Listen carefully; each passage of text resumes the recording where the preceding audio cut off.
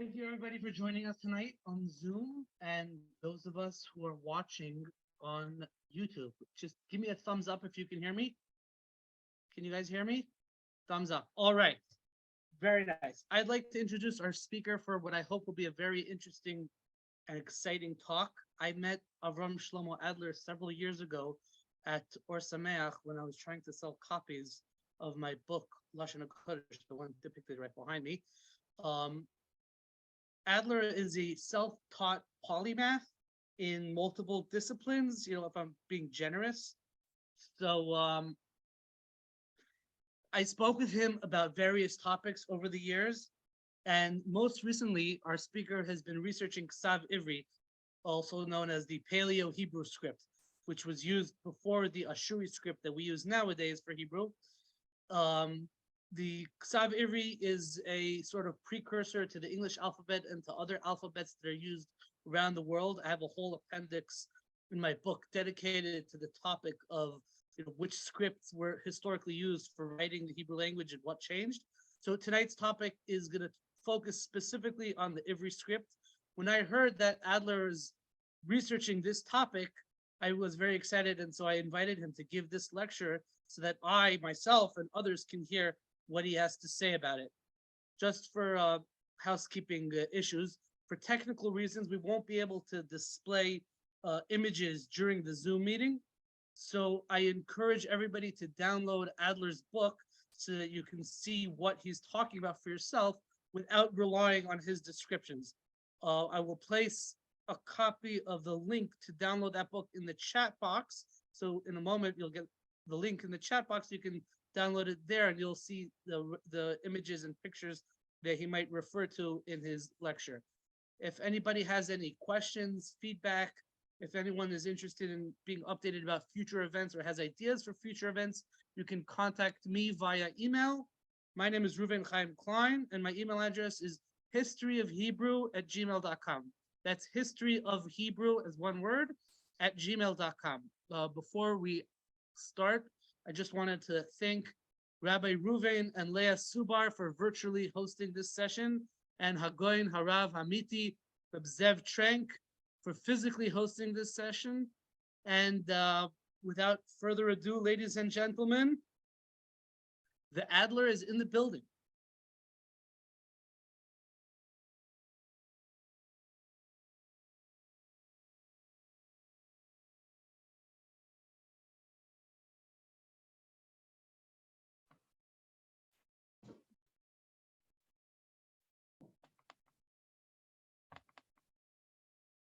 Press escape or double click to exit full screen mode.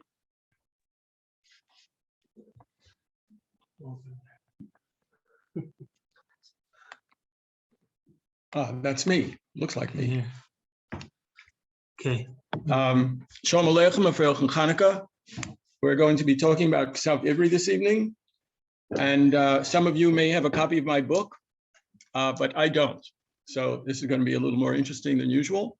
And I have here right in front of me 4 real live students. There may be more coming, and maybe some will leave in the middle. But this is Hanukkah. So even though we're talking about Ktav Ivri, and most discussions of Hanukkah have nothing to do, seemingly, with Ktav Ivri, anyone who gives a shir or a drasha should be used to connecting whatever they're going to talk about with whatever the day is that they're speaking on. So 8 is a very important number in Jewish tradition. And Hanukkah, of course, has to do with 8 lights. And there's a very important 8 that's connected with Ktav Ivri. There are 7 heavenly bodies that are readily observable: the sun, the moon, Mercury, Venus, Mars, Jupiter, and Saturn, that move with respect to each other. And then there's another group of heavenly bodies, the fixed stars, that don't move with respect to each other. That's the 8th level. That's when Hashem tells Avram Avinu to go out and count the stars. So shall your children be for greatness.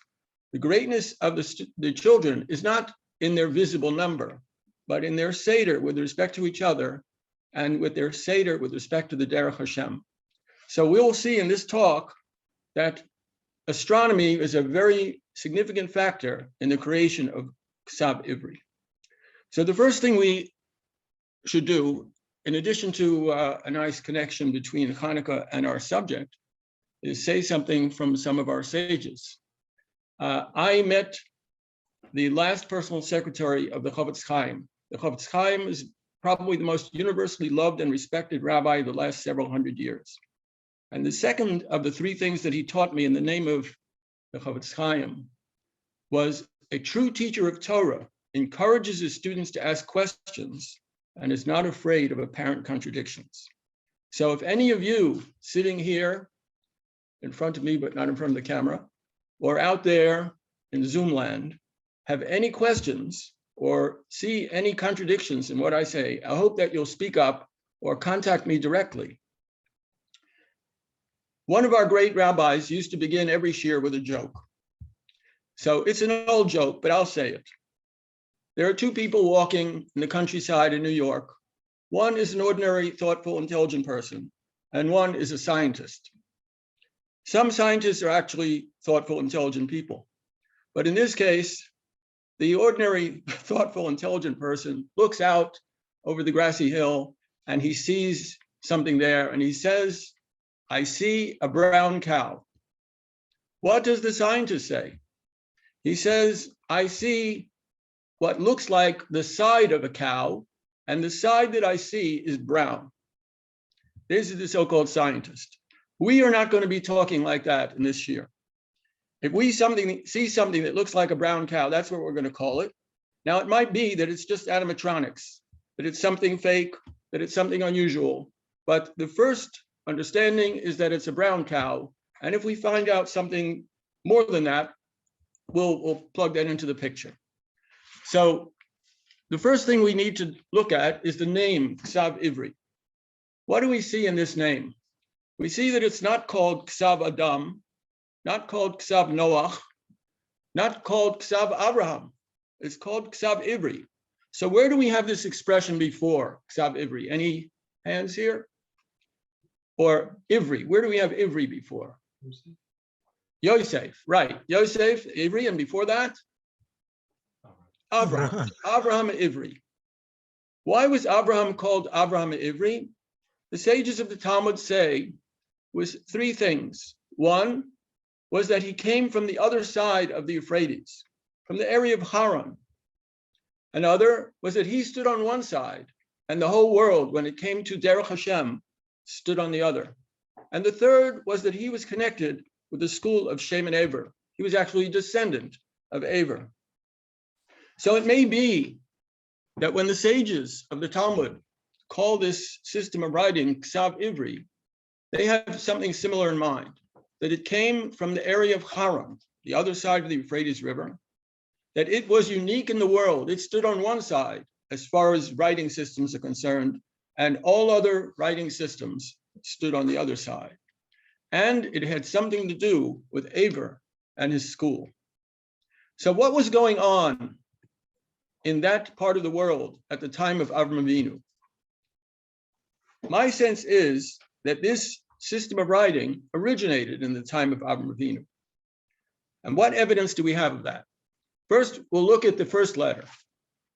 But before we look at the first letter, I'll give you a sense of how I got involved in this. All of us know the Aleph base, and some of us may have seen studies like the study of Professor Dembski of Bar-Ilan University, who groups the letters, the first several letters, and says they have to do with the home. And then he makes other groups of letters like Mem and Nun, they have to do with water. And he makes several other groups like this. Now, if you look at that, the second letter is Beis, which certainly has to do with the home. And the fourth letter is Dalet, which certainly has to do with the home. But the third letter is Gimel.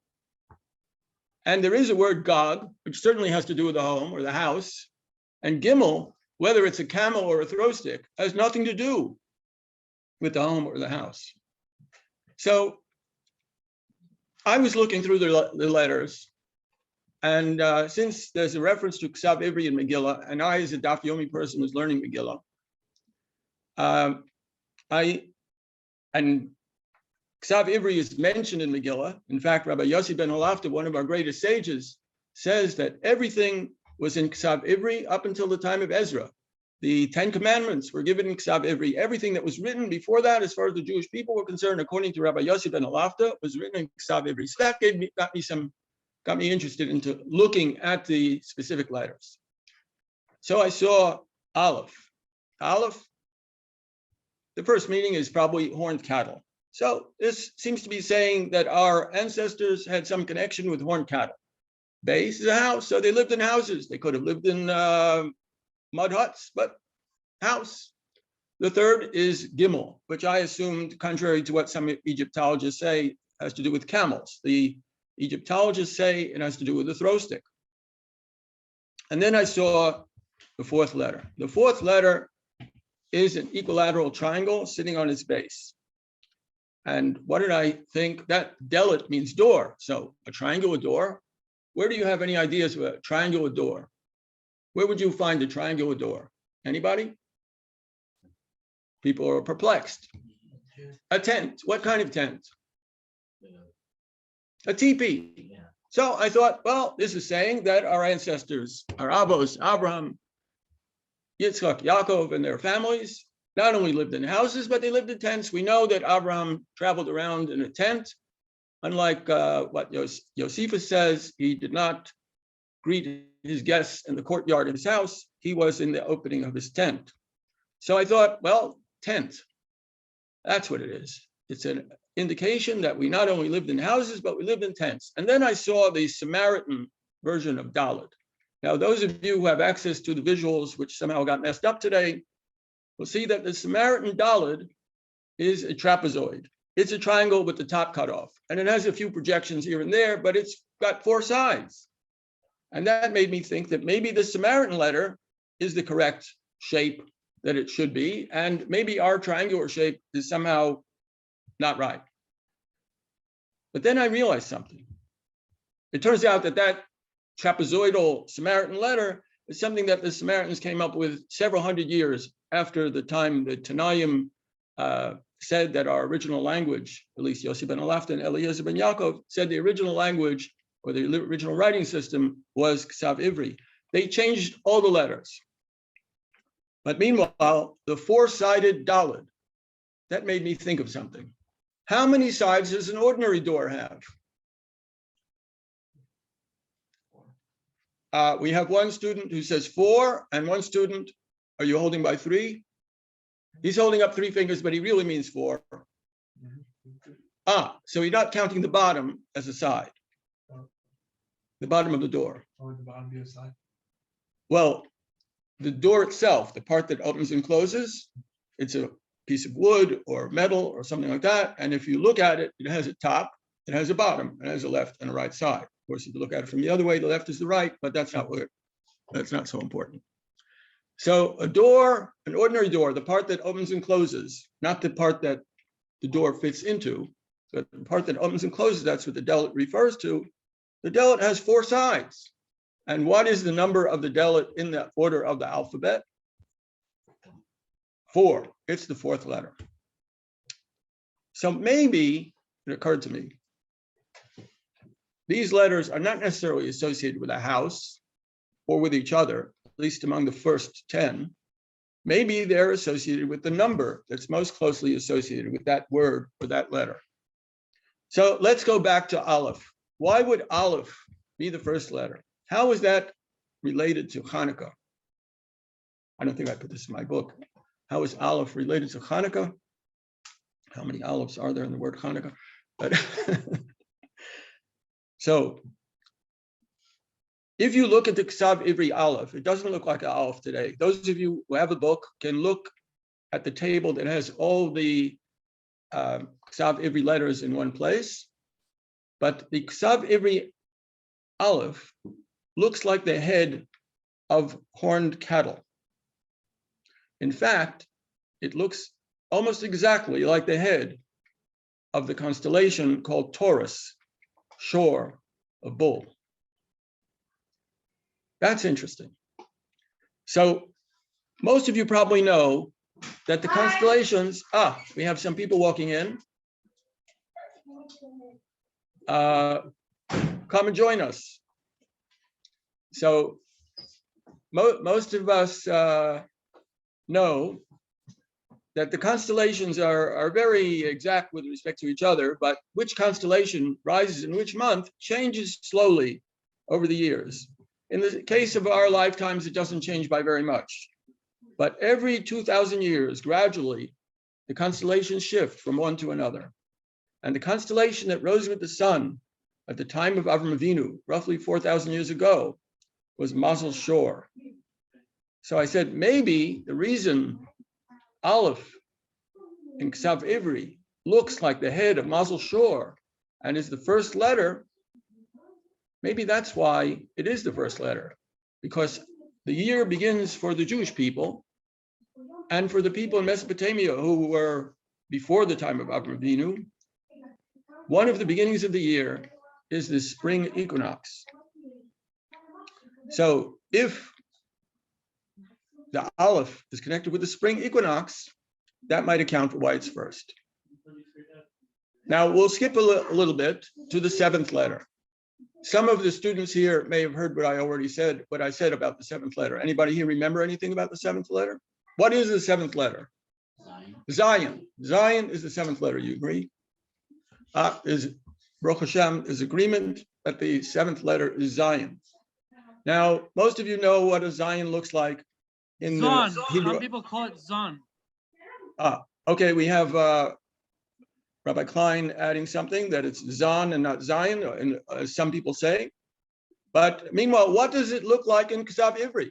So if you look at the usual layouts of Ktav Ivri, of the oldest version of Ktav Ivri, which came from a sarcophagus of somebody who lived on the coast, a non-Jew who lived on the coast of the Mediterranean about 3,000 years ago, it looks like a capital I. It's too short. Let's see if I can get this in the picture. Short. Well, two short horizontal lines with a long vertical line between them, a capital I. What does it look like in the oldest inscription that we know is attributable to Jews and where there was plenty of space to write? It's two long parallel lines like this with a short vertical line between them. So the paleographers, the experts on the history of writing, show that the oldest letter was this capital I look, and somehow it morphed into this long, space-wasting, flat, whatever it is look. That doesn't make a lot of sense. If you had a nice capital I look, there would be no reason to morph it into this, whatever it is, flat, wide, space-wasting look. But if you had a flat, wide, space-wasting letter, and you wanted to put as many praises as possible on the sarcophagus of your nearest and dearest dead buddy, you would use a capital I look, which is what we have from that sarcophagus. The oldest version of the Ktav Ivri Zion did not look like a capital I. It looked like this flat, wide, space-wasting, whatever it is. Now, if the Aleph is connected with the equinox in the spring, in our lunar calendar, lunar solar calendar system, what would be in the 7th month? Any guesses? What? Which month we start? Tishrei. Well, you start in Nisan, that's the spring, and the 7th month is Tishrei. So what would you find in the 7th month that might be Nogeya, might be relevant to this question? Whichever constellation that is. Okay, so some people think it might have to do with the constellations, but one of the clear characteristics of the 7th month is that if the 1st month has the equinox of spring, those of us in the northern hemisphere, the 7th month will usually have the equinox in the fall. And what is the equinox? It's the balance of day and night. In Rosh Hashanah, we talk about the balance of mitzvahs and aveiros. We should all increase in mitzvahs and decrease in aveiros. But the idea of a balance between day and night is an essential element of the 7th month. So this is the seventh letter, and we have this strange space-wasting look, these two long parallel lines with a short vertical line between them. So I guessed that that's a balance scale. It doesn't look like a capital I, but it seems to me that it's most likely a balance scale. Not a balance scale like the constellation Libra that we have today. The constellation Libra might not have been known, probably was not known as such 4,000 years ago. But a balance scale like our shepherd ancestors, who were also merchants, traveling up and down the mountains, depending on the season, and selling things that they got in the mountains to people who lived in the valleys. So when they sold things by weight. Or one of the ways to sell things is to sell things by weight. If you're selling sheep, you might sell them by number. But if you're selling wool or grain or wood or copper ore or something like that, you would sell it by weight. And you would put a bucket of whatever it is on one side that you're selling and a bucket of whatever it is that you're buying on the other side of your balance scale, maybe some holes to save you time in estimating the weight, and maybe some weights to put into the different buckets to figure out just how much you got there. And there you have a balance scale. So it seems that the number 7 in the case of the Zion and the shape of the letter is related to the 7th month, to the balance scale. So let's go to the 9th letter. So the 9th letter, does anybody know what the 9th letter looks like in Ktav Ivri? Wow, we have somebody here who has an actual phone, maybe could look them up. And a circle with an X in it. Does the X sit in the middle of the circle and not touch the edge, or does the X touch the edges of the circle? This looks like it's touching the edges. Right. So you have a circle with an X that touches the edges of the circle, but doesn't go past the edge of the circle. So the understanding of scholars long before I was born is that it's probably a ball of yarn. So who makes yarn as far as the stories that we have in the Torah are concerned? We have B'tzal ben Uri ben Hur. He made a lot of stuff. He worked in gold and wood and many other things. But what did he not work in? What did he not make? What did some other people make? The What? females. Females. Somebody jumped in and said females. Yes, the women, not just females, the adult women spun the wool or whatever needed to be spun. They spun it into thread. That was a woman's work type of thing. And what number is most closely associated with adult women? Any guesses? 9. Yes, very good. Those who stay up late on Pesach, on the Seder night, learn that 9 is connected with women. And so we have this ball of yarn connected with women. Now, the next letter, I skipped a few. Don't worry, we'll get back to them. But the next letter is Yud. So Yud in Ktav Ivri is supposed to be a picture of a finger. Now, if you just drew a line for a finger, nobody would know what it is. So there's a somewhat elaborate sketch, but the result is that the sketch is a picture of a finger. Yud means finger. How many fingers are there on most people? Not Goliath and his chevra, but how many people have fingers? Most of us have fingers, Baruch Hashem, and most of us have 10 fingers. So the finger goes together with 10. Now I'm going to go back to the 3rd letter. But before I do, the timing of the Aleph is important. The head of Mazel Shor connected with the equinox in the spring, not 2,000 years ago, not 3,000 years ago, but 4,000 years ago. What do we have in the Torah that suggests that a writing system was in the hands of Avraham Avinu at the time he left Harran? So, what? A deed, yes, a deed. So when he sent his chief assistant, domestic Eliezer, to find a wife for Rivka, the Torah says that the Domestic Eliezer was carrying all the wealth of Avraham Avinu in his hand. And Rav Chelbo says, what does that mean? What does it mean he's carrying all the wealth of Avraham Avinu in his hand? Did he have a bunch of diamonds in his hand? There were no diamonds in those days, as far as we know, but what did he have in his hand? He had a document in his hand, a star. And what did the star say? The star said that he's going to give essentially a large amount of money for this bride for his son Yitzchak. What else does this mean? It means that when Avraham Avinu wrote that star, that document, he understood that the people on the other end could read it. That means that he understood that when he left Harran, he had that writing in his hand.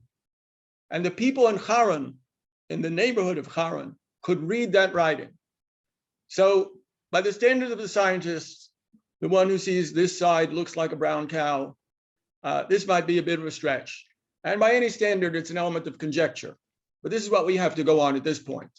We have the timing of the Aleph, and we have the timing of Avraham Avinu leaving Harran, which are about the same. Now we're going to look at the third letter.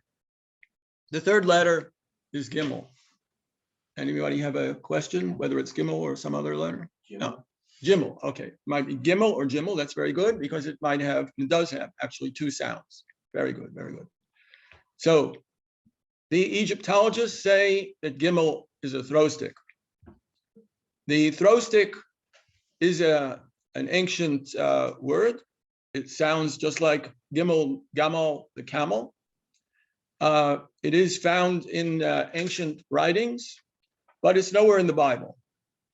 And our avos generally didn't kill birds with throw sticks, because if they did, they couldn't eat them. I mean, maybe they would go after a non-kosher bird, a vulture or something like that, and throw a throw stick at it, but I think they'd find some other way to get rid of the vulture. In any event, throw sticks not mentioned in the Bible at all. Camels are mentioned repeatedly. Now, for a very long time, close to a century, the experts, the Egyptologists, the archaeologists looked at this Gimel and all these stories of camels in the Bible, and they said, there are no camels inscribed in the tombs of the pharaohs or their assistants.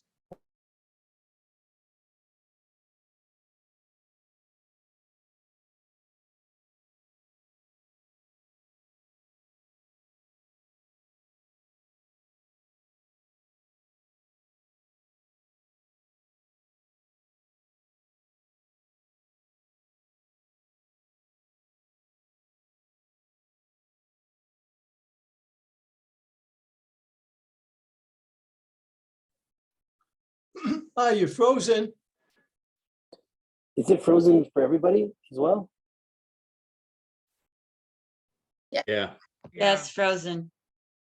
Old new technology, I think, is having problems with old concepts. It froze before that. Egyptologists said there was no record of camels in Egypt.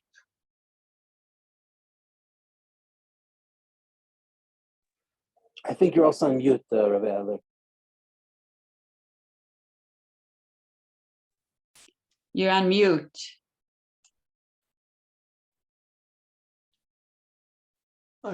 You're still muted. We want to hear you. Wait. So we have somebody here who is adept. Of course, nobody can hear me say this, but The last thing we heard was you were talking about the absence of camels. right. Can you hear me now? Yes, now we can hear you. Yes. Okay. So just over a year ago, a very scholarly book was written by some scholars in Europe. One a paleozoologist, and one a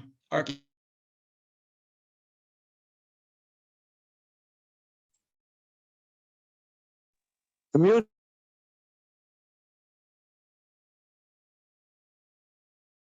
You got muted again somehow.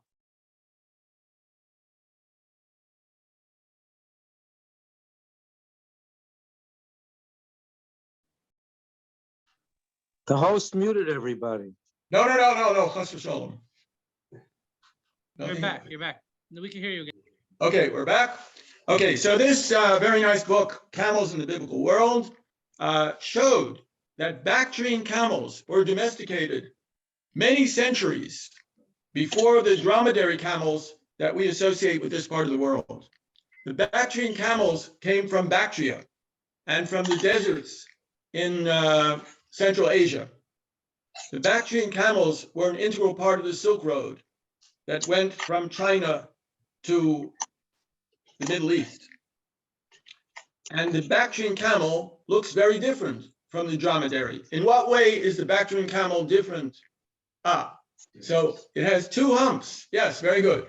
Bactrian camel has two humps. Did you know that the Bactrian camel has two humps? Yes. So all the students here are in agreement that the Bactrian camel has two humps. And are those humps big or little? I actually had a picture of a Bactrian camel. What? Well, maybe the ones that are presently still hanging out in the Gobi Desert are taller and thinner, but the visual impact of the normal Bactrian camels that we have today, pretty much the same as they have been for 4,000 years, are the visual impact of the head and the neck is just about the same as the visual impact of each of the humps. So what we have there is a walking example of three. We have a picture. Somebody is holding up. Yes, that's okay. I have a better one where the humps look really, and they're decked out in wool. They could go through not only desert, but cold, go for 7 days with no water. When they come to water, a 1,000-pound camel could drink 200 pounds of water in 10 minutes. They're really phenomenal. So the Gimel is the third letter. And having learned from the Dalet and from the Tes and from the Yud, that these letters are not necessarily associated in terms of their ideas, but maybe the number that's most associated with this letter is the key.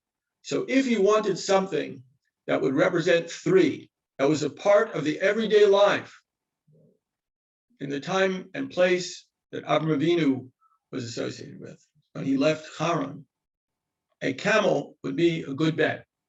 Now, the name Harran means two things at least. One is a crossroads, and the other is a caravan. Caravans with camels came down from the mountain. In what language is that? Akkadian. In fact, those who like to check things out can go to the Chicago Assyrian Dictionary, which is available in some 20 volumes, downloadable online with every word searchable, machine searchable, a free download of the work of many scholars for many decades. And you could see not only the definition of each word, but what sources were relied upon for this definition. It's like the Oxford English Dictionary, and then some, for the ancient languages of Mesopotamia, particularly Hebrew, Assyrian, Akkadian, Eblaite, Ugaritic. What? What was this called again? Harran. Oh, the Chicago Assyrian Dictionary, the CAD. And for each letter, there's one or more big volumes. So Harran was a crossroads. Harran was a place of caravans. But the domestication of the Bactrian camel did not take place, as we understand it, 5,000 years ago. And it did not take place 3,000 years ago. It took place maybe between 4,200 and 4,500 years ago. That is in the same time frame that the head of Mazel Shor was rising with the sun in spring, the time of the equinox. So those two letters give us a more science-based, still conjectural time frame for the invention of the aleph base. Now, why would anybody go and invent an aleph base? particularly this kind of aleph base, this Ktav Ivri, where the letters are pictographic, where if you see the picture, you understand the sound. And you could remember the picture from the number. You remember Tes is the 9th letter. Gimel is the 3rd letter. Dalet is the 4th letter. And we could explain all the letters with some difficulties this way, up to 10. Why would somebody invent something like this? What was the impetus? So most people don't ask such questions. I asked that question. And I said, what was going on in Harran, in the neighborhood of Harran, that would have inspired our ancestors to invent this system? You could stay and listen, by the way. We have some young students here who might like to stay and listen, but maybe not. So what was going on in Harran? Harran was not just a backwater place. Harran, as I mentioned, is a crossroads, a major destination for caravans. If you were traveling east-west between the Mediterranean and Babylon or Nineveh or Ur, you would go on a road that went typically through Harran. And Harran was very well situated. It was at the beginning of a large rectangular valley, surrounded by mountains on 3 sides, open to the south in the direction of the Euphrates River, though the Euphrates River was still some way south of Harran. That valley at one time, at the time of Avram Avinu, was fertile. The mountains around that valley were covered with trees. It was a really excellent place to prosper as merchants, as farmers, as shepherds. But something new happened in Harran in the lifetime before Avram Avinu left Harran. The people who became the leaders of Harran were the priests of the moon god. Now, that might seem like a totally strange thing. Who would want to be a priest of a moon god anyway? Isn't it just a stupid racket? But those priests of the moon god in Harran remained there for more than 3,000 years. Under the Christians and under the Muslims, Harran was the capital city of the priests of the moon god. Where did these people get their strength from? So most of you have heard of Ur. Ur is mentioned in the Torah. As I said, there's a question of whether the Ur that Avram came from was somewhere near Harran, or the great city, roughly 1,000 kilometers to the southeast, that is a pile of ruins today with a giant ziggurat, estimated to be 30 meters high when it was in working order. So why would Ur be the capital city of the moon god? Because those priests in Harran came initially from that city, Ur. Who would, in their right mind, become a priest of the moon god? Any guesses? Anybody who's heard this before could jump in and say something? Okay, so what? I don't know, place where the moon is very visible and stars, right? Okay, so the moon is very visible, the stars are very bright, but I would hope that wherever they are, the sun is even brighter. So if you want to be the priest of some kind of a astronomical phenomenon, be the priest of a sun god. What's the deal with the moon? So Did it have those to do are, with the tide? what? Did it have to do with the tide? The tides, very good. Who said that? Me. Me. Yeah. Who's me? Zevi Khan. Very good. Oh, wow, there he is. See, he's not in the picture, so I didn't see him. So Zevi Khan says, did it have to do with the tides? Very good. But meanwhile, if you look at Ur today, I'm supposed to have some visuals here, but I don't have them in my book, which some of you may have. You can see pictures on maps today. If you look at Ur is nowhere near any water. It's in the middle of a sandy desert. It's 200 kilometers from the head of the Persian Gulf. But where was it 4,500 years ago? Now, cities don't usually pick up and move. But 4,500 years ago, the city of Ur, with their great temple for the moon god, was right on the edge of the Persian Gulf. Now, As I said, the city did not move, but the Persian Gulf changed its boundaries very substantially in the past 4,500 years. And that city was on the edge of the Persian Gulf. Now, it's one thing to be on the edge of a body of water, and it's another thing to be on the edge of a body of water that has really big tides, like 1 or 2 meters up and 1 or 2 meters down. The Bay of Kuwait, which is now at the head of the Persian Gulf, has a 4-meter spread between high and low tide. 4 meters is not a trivial amount. If you sit out walking in a flat land with tides like that, and it was dry when you set out, you might be in very much difficulty in not too many hours when the tide came in. If you set out in a boat in the Persian Gulf and you didn't know what the tides were, you could be heading out to sea, and meanwhile you'll be washed 100 kilometers up the river by a tidal bore. What is a tidal bore? A tidal bore is a wave. The tide doesn't just rise gradually, it rises with a wave that's even higher than the tide itself, that rushes up the river, and in some places in the world, you could actually surf a tidal bore. So the land around that ancient city of Ur, which is now a pile of ruins in the middle of the desert, was very flat, marshy land. It was critical for the life of those people to understand the tides.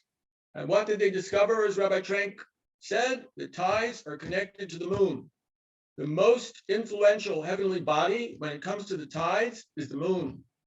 The sun is also important. So these people in Ur, these were the Sumerians. These people became experts on the movements of the moon and the sun. And they saw there were other heavenly bodies moving also. The planets that we mentioned at the beginning, because this is Hanukkah, we mentioned the planets, the moon, the sun, and the fixed stars. They became experts in astronomy. They became experts in mathematics. And then they got a little lost. They became experts in astrology. They began to attribute everything to the position of the stars. The position of the stars, for example, when a person is born.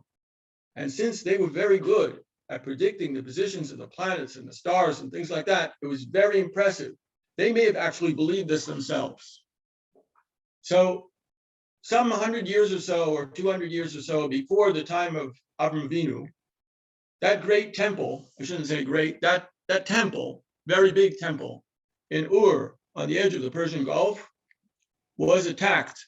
The walls of the city were attacked. The moon god priests had to move. And the moon god priests moved to a city that was an outpost of Ur. Where was that city? What was the name of that city? That city was Harran.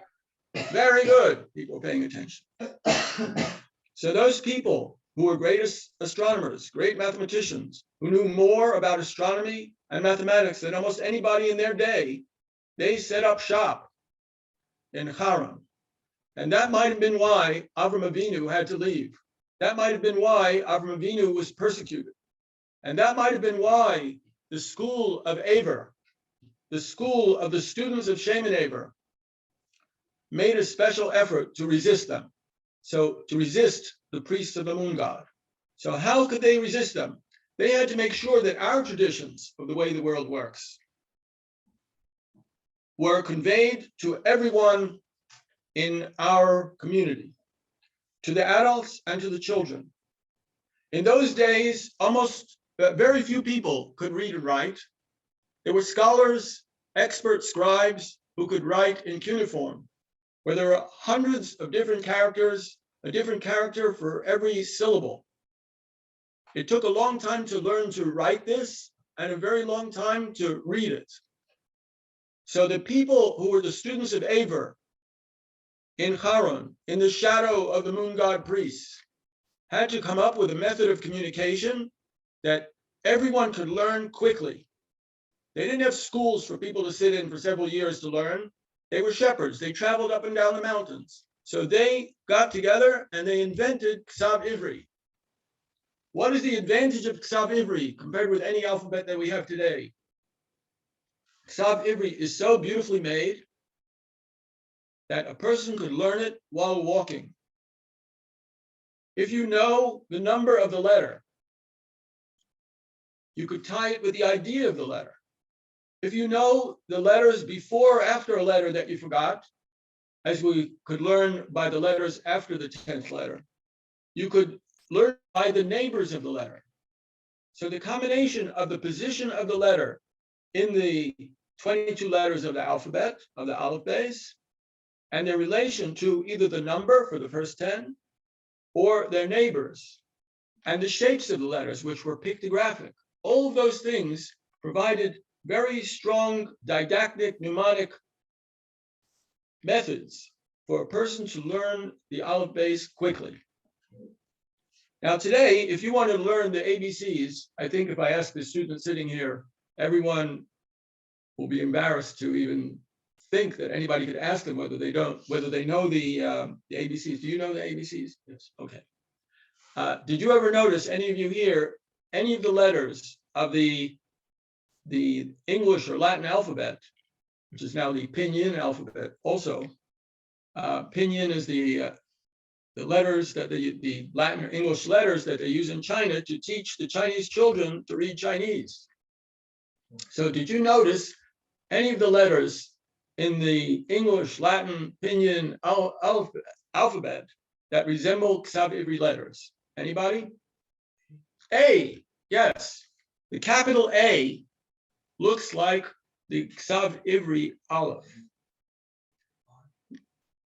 I, right. So the capital I looks like that sarcophagus I look, not our balance scale look, but it clearly came from the Phoenician version of Ktav Ivri. Think of KLMN. KLMN is in the same order as Ktav Ivri, and if you look at the letters, you'll see that they're almost the same shapes. Those of you who study science or mathematics know a little Greek. Actually, if you come from Greece, you probably know a lot of Greek. So what are the first 4 letters of the Greek alphabet? Alpha. Alpha, beta, gamma, delta. Alpha, beta, gamma, delta. So that follows pretty much exactly aleph, base, gimel, dalet. And what does the delta look like? What does the delta look like in Greek? It looks like the triangle in Ktav Ivri. Just exactly the same. And the names of the letters are almost the same as they are in the aleph base. So I'll skip some letters and I'll go to a letter that was very difficult for me. Samach.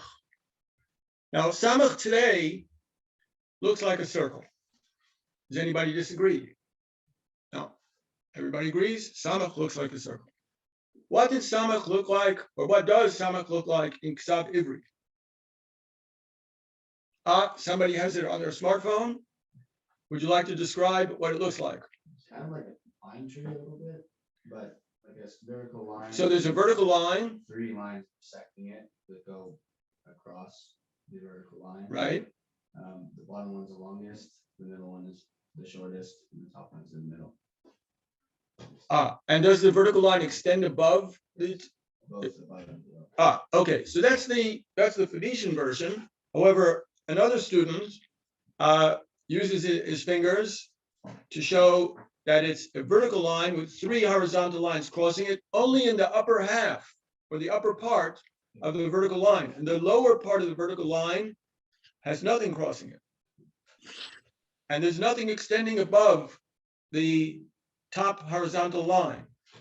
So this letter got me very confused because I first looked at the one that we first heard about, where you have a vertical line and 3 lines crossing it with a part sticking up above and a part sticking down below. What is that? So I tried to combine this circle and this strange shape, and I said, maybe you put them together and you have a walled, trellised vineyard. Well, that's almost certainly wrong. And then I thought, well, it comes after nun. Nun means fish. So maybe it's some kind of a trap for catching fish. And I contacted a scientist who was a specialist in the fish and the history of fish in Mesopotamian rivers to see whether there was a history of using traps for fish. And though there might have been such a history, the samach is not a picture of a trap for fish. When you see it the way it was described in the second case, as a vertical line with 3 lines crossing it at the top and the lower part unobstructed and nothing extending above, what you see is a picture of any guesses? Tree. You see a picture of a tree. It is a picture of a tree. It is not only a picture of a tree, but the most likely tree that it's a picture of is a cedar of Lebanon type of tree, where the branches extend horizontally. Wow, it's a tree. So I don't know where we're holding as far as time is concerned. Where are we holding? 10:27. What? 10:27. 10:27. So that great Chicago Assyrian dictionary, I used it to see whether there's a word for a word that looks like samach, that means tree. And there is. So there are many names for many different kinds of trees, but one of the trees that's found in the Chicago Assyrian dictionary is samach. Now I could go on and explain or try to explain the rest of the letters. And for some of them, I have pretty good ideas. And some of them, the ideas are not as good. The ones that I didn't mention, for example, are not as good as those that I did mention. But the idea of these stories explaining the background of the letters is not that they are necessarily and exactly the best description, but they are part of a didactic mnemonic device so that children and adults could learn this very quickly and absorb the Torah, which at that time presumably consisted of the first 2 chapters of Genesis, and use that knowledge to resist the priests of the moon god. So in our day, there are still people who believe in astrology. And there are even astrologers who still believe in astrology, which by itself is challenging. But we don't have to assume that these priests of the moon god understood that they were just peddling a lot of nonsense. Because we have an example of something where well-intentioned people for more than 2,000 years were promoting something that was really bad.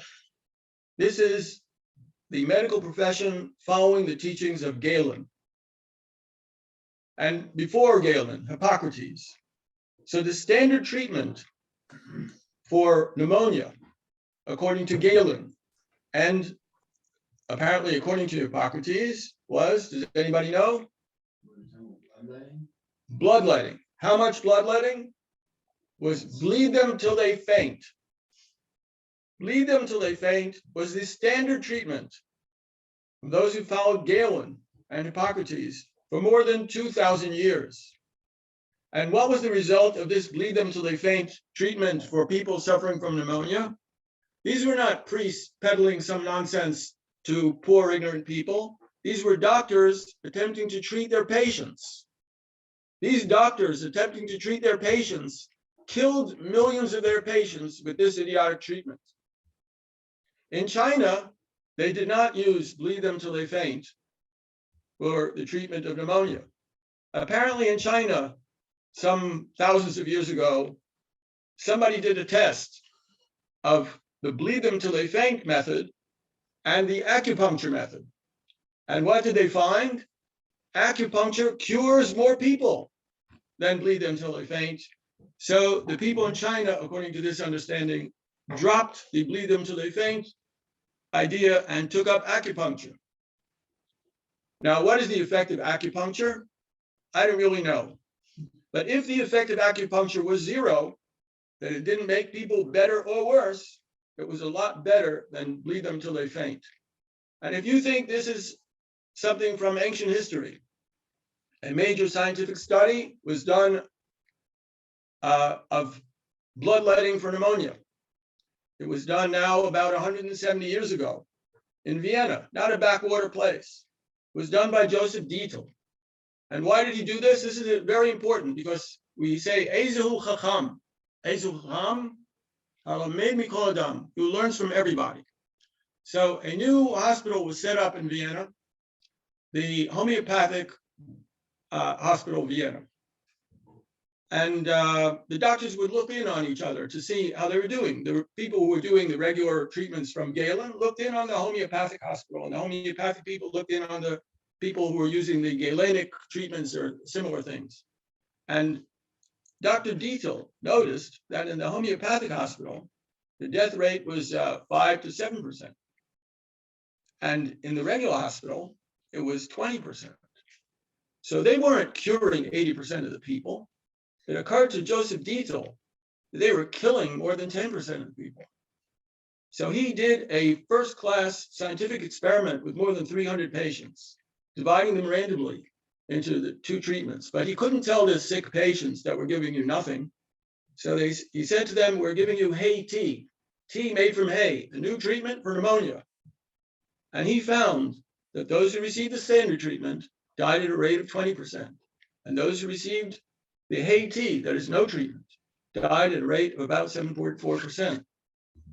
And he published a study, and it went out across the world. But even the best of the doctors, that's an expression some people know who've studied Kedushin, the best of the doctors go to Gehenna.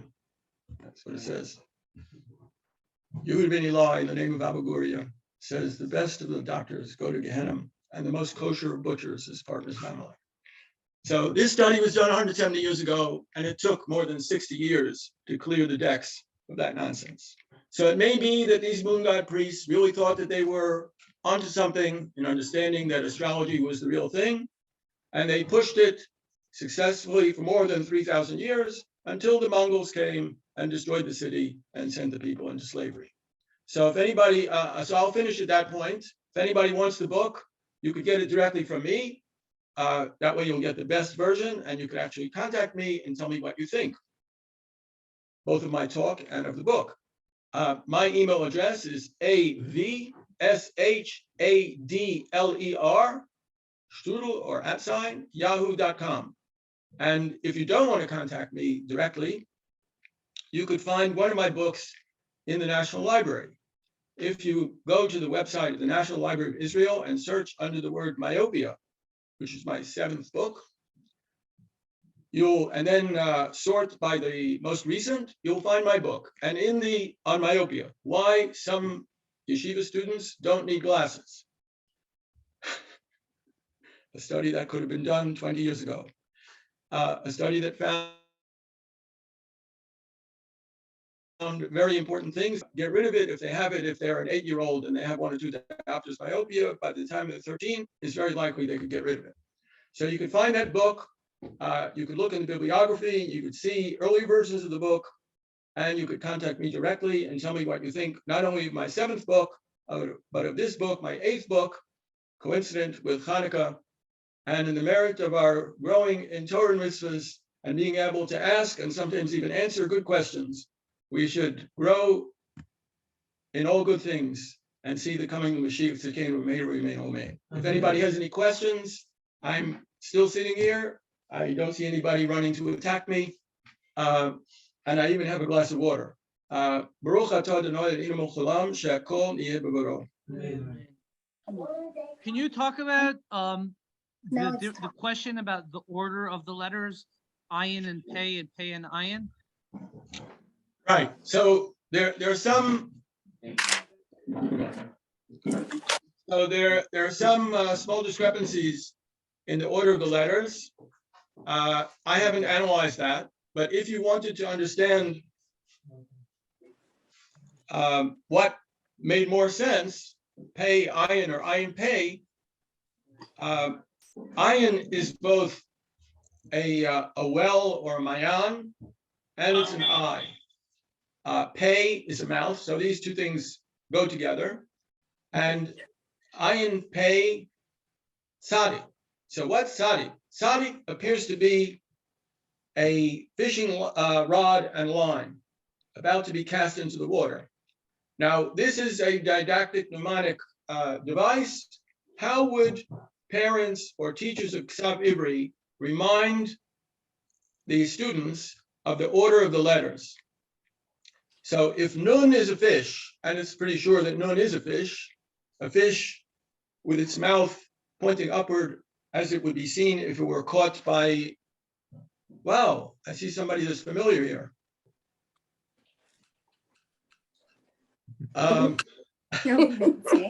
Wow, all the way from California. Yes, there are some people from California watching this lecture. So one of them I know is a teacher. I'm from California. Yes. Okay. So my one of my students here, who was actually my teacher from the time I was very little, knows about didactic mnemonic devices. Ah, wow, the third person. The third person.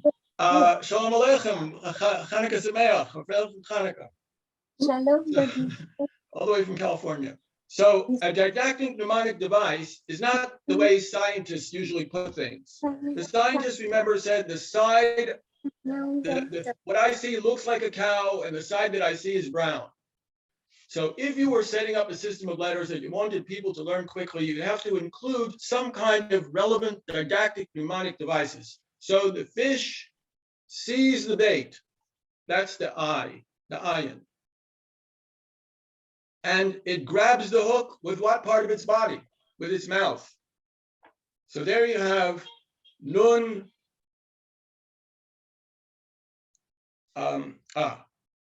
So it's nun samach ayin pei.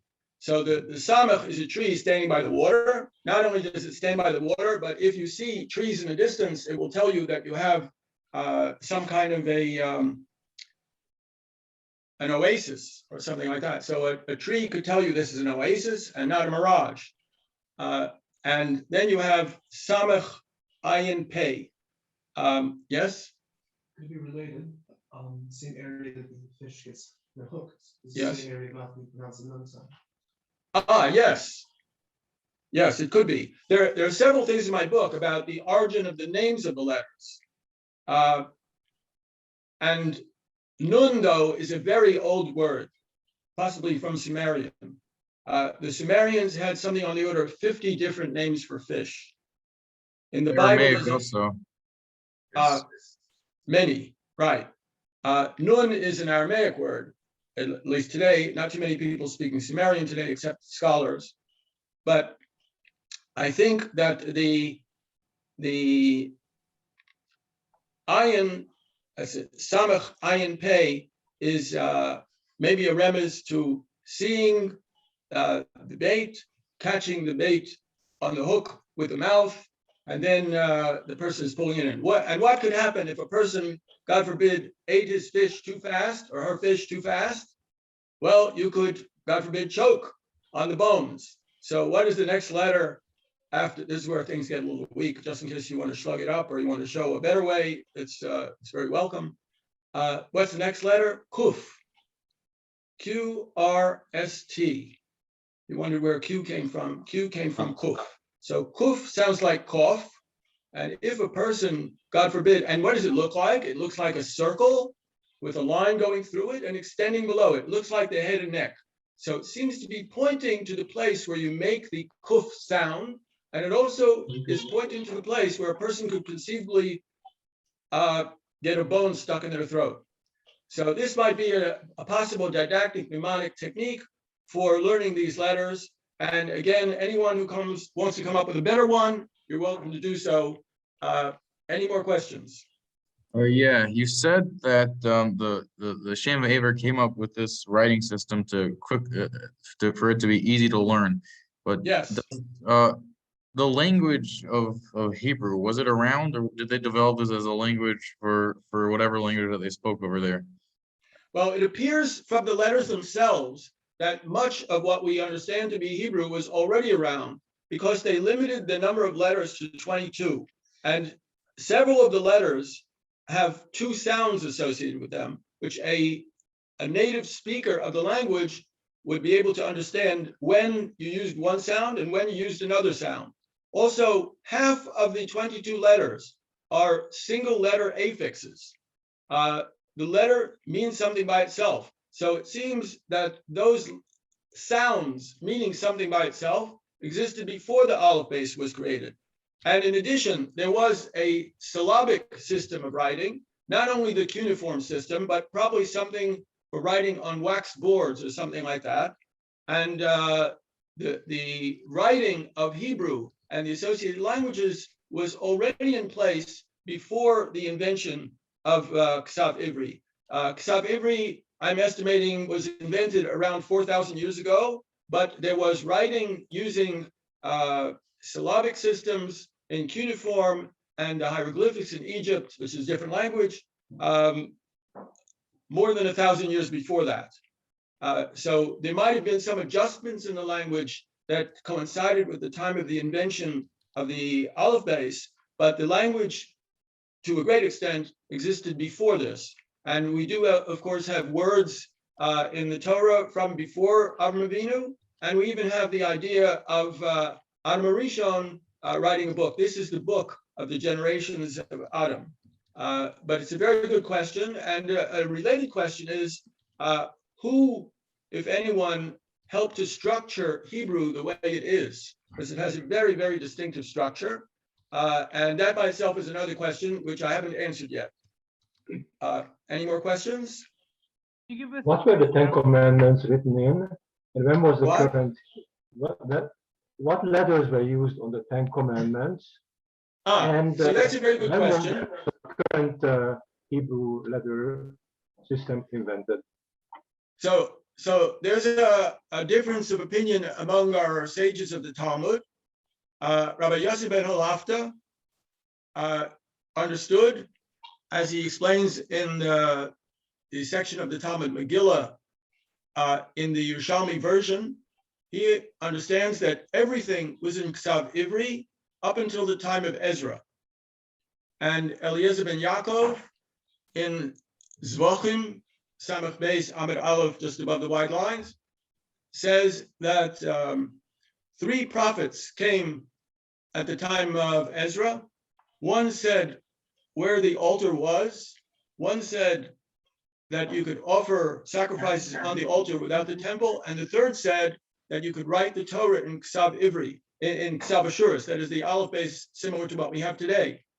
So the understanding is that both Yossi ben Halafta and Eliezer ben Yaakov saw Ktav Ivri as the original language of the 10 Commandments, and from before that.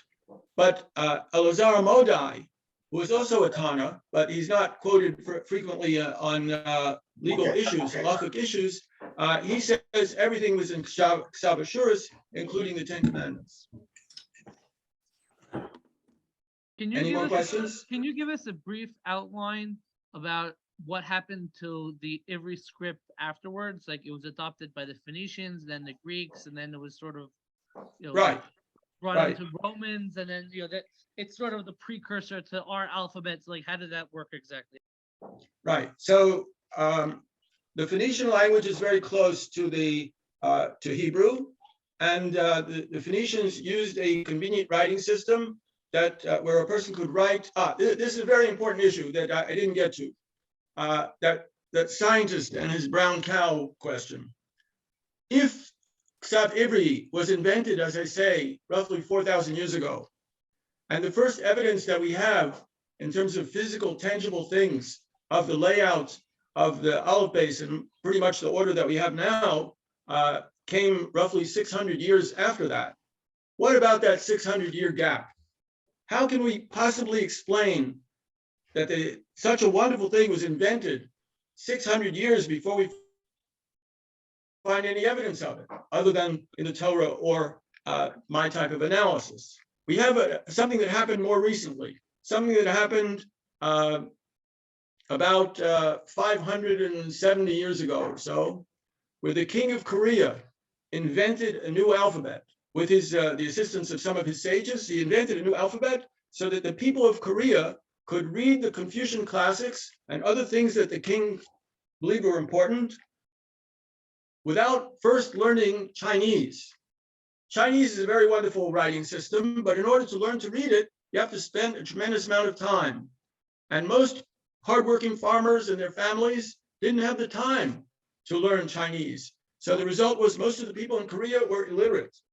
And to create a high level of literacy in his country, King Sejong the Great invented a new alphabet, which is today used by 80 million people. But even though it was the king himself who promoted this, there's nothing in stone or clay with even one letter of this Korean alphabet, Hangul, for 90 years. Even the tombs of the kings have nothing in this new alphabet. And the first thing that we have written in stone is an insult, literally an insult to anyone who could read it. Part of the stone, the stone was used as a grave marker. Part of it is written in Chinese, and part of it is written in this new alphabet. And what does it say in the new alphabet? It says, "Don't touch this stone." So it was, the writing system was associated with ignorant people, and the intelligent, thoughtful people knew Chinese. It was the Christian promoters of Christianity, the missionaries in Korea, who promoted the new writing system. And it was missionaries, whether Jewish missionaries or Christian missionaries or Muslim missionaries, who promoted various versions of this writing system very effectively across the world. The Phoenicians also promoted it. They did business across the Mediterranean and even went beyond the Straits of Gibraltar.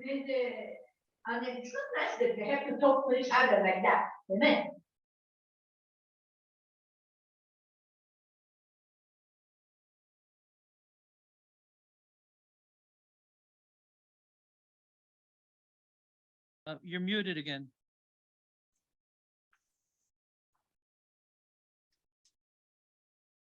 You're muted. Everybody, okay, here. Oh. There you go. Hello? So the world owes a debt to the Phoenicians and to the Greeks. They picked up this idea and they spread it wherever they went. Other people also picked up the idea and spread it wherever they went. As a result, the Greeks developed their alphabet. And we should also mention, before the Greeks and before the Phoenicians, there were the people of Ugarit. For a very long time, the Egyptologists were saying, well, there's no evidence, there's no evidence. And then a whole city was dug up in the coastal area of northern Syria, Ugarit. And they found literally on the order of 2,000 cuneiform tablets in cuneiform alphabets in the same order, pretty much the same order as the alphabets that we have today. And that's because apparently the political leaders of Ugarit pushed this new writing system. But it's clear to the scholars that the first alphabets did not originate in Ugarit. There's no development of the alphabets in Ugarit. It just started and went on for maybe 60 years or so, and then the city was burned. And thanks to it being burned, a lot of the clay tablets were baked very well and have survived as a result for 32 or 3,300 years. Any other questions? A lot of what you're saying, like let's say, for example, the way you understood the letter tes draws on the numeric value of the letter in the order of the alphabet as we have it. That's right, the first 10 letters. So what we colloquially call gematria. What's the earliest evidence we have that people were using gematria as a paradigm for understanding letters? And like, how do we know that people related to tes as related to the number 9? Well, the idea that tes is related to the number 9 comes from what tes represents. Tes represents a ball of wool yarn or some kind of yarn, and women make yarn, they spin yarn. It doesn't have anything to do with gematria. And we could see in the Torah itself that I believe in every place where a number is mentioned, the number is spelled out and is not given as single letters. You may know particular places where this is not true. Exactly. It's spelled out in words. It's not. That's right. That's right. It's spelled out in words. So there are a lot of things that we have these days that were not around in the time of Yossi ben Halafta, but many people think that they were around. And one of them is the understanding of the shape of the Zohar, of the Zion in the Zohar.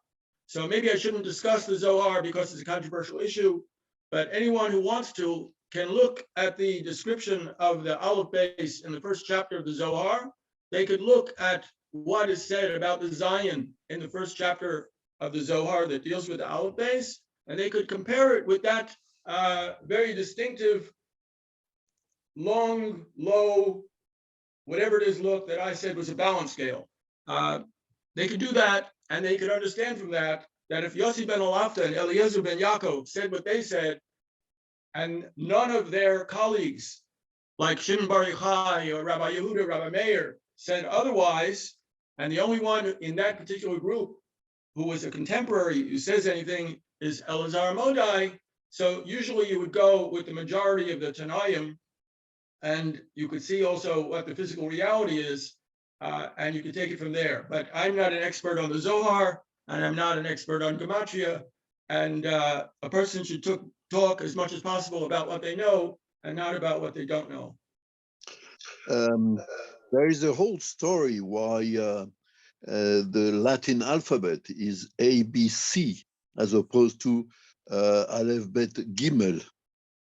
You know, and why is the Zayin in the Latin alphabet has been sent to the end of the alphabet, whereas it is at the 7th position. It's a whole story. It's the whole story which goes back to the Romans. The Romans didn't write. So as I said, this alphabet, the Aleph base, was invented for people who spoke Hebrew or something close to Hebrew. And in Hebrew, you could understand the vowels, for the most part, from the consonants and from the context. But in Greek, you can't understand the vowels from the consonants and from the context. And so the Greeks and the Romans and others who picked up this general idea had to add additional letters. So they added additional letters wherever they saw fit. And as a result, the Greeks kept the names of the letters, so the names didn't mean anything to the Greeks. The only alphabet where the name fit the picture and the sound and the order is Ktav Ivri. Even Ktav Ashuris, the Aleph base that we have today, it's a straight memory task to learn the letters. Whereas Ktav Ivri is, as I said, a really beautiful, ingenious invention that was designed so that ordinary people, adults and children, could learn it even while walking. As far as reading it, they could learn it while walking. And as far as writing it, they could learn it very quickly as well. They did not write on clay. They did not carve in stone. We have a 250-word description of how Avram Avinu bought the Me'aras HaMachpelah, the burial place for Sarah. 250 words is not a mention of a single written thing. The agreement was made before the community. Nothing was in writing. The money was exchanged. The agreement was made. When Joshua wrote the whole law, he wrote it on plaster on rocks, not carved into the rocks themselves. The carving into rocks is very expensive. Now, I didn't mention the wonderful finds in the Sinai Desert. More than 100 years ago, there were some kind of writing, it's called Proto-Sinaitic, found in the Sinai Desert.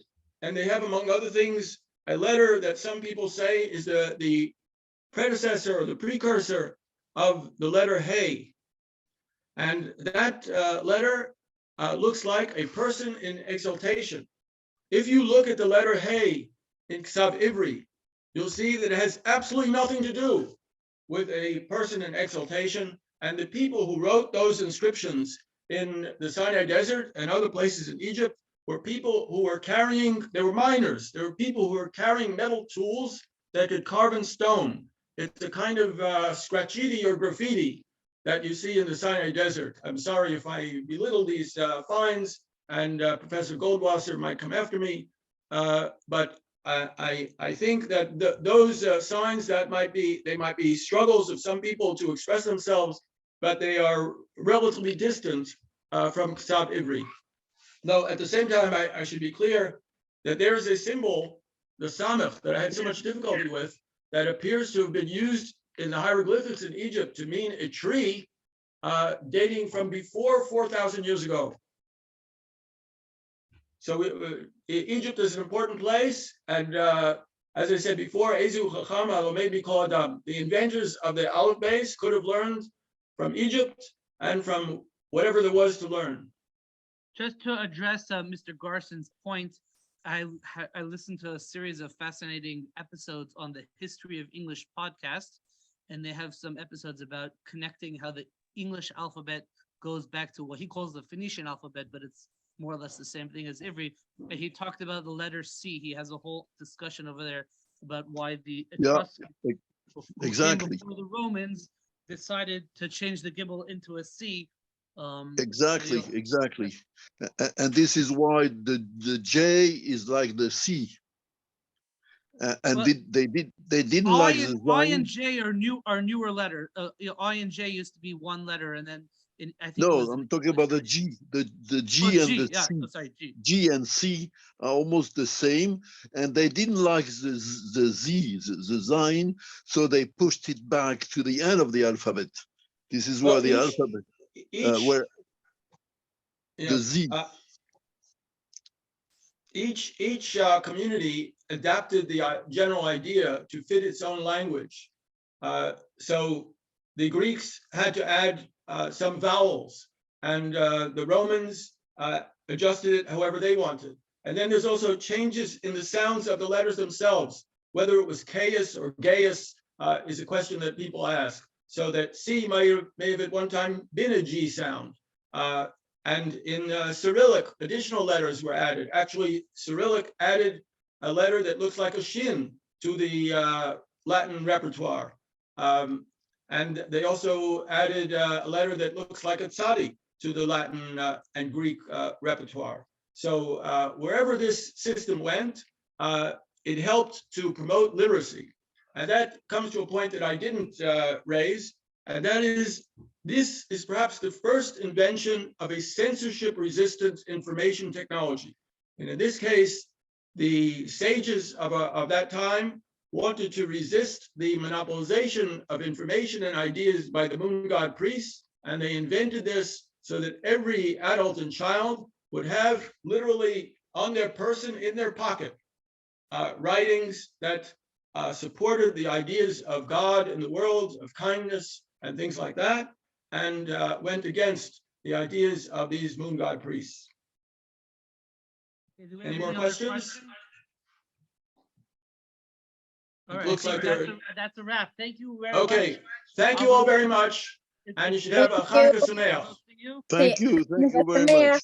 And Shalom, shalom. definitely enjoyed the presentation. You can say something. Say something. Dodi. Oh, really? Yes. Wow. Hanukkah Sameach. Say Hanukkah Sameach, Dodi. Hanukkah Sameach. Tודה, Dodi. Wow. תודה. Hanukkah Sameach. Shalom. שלום.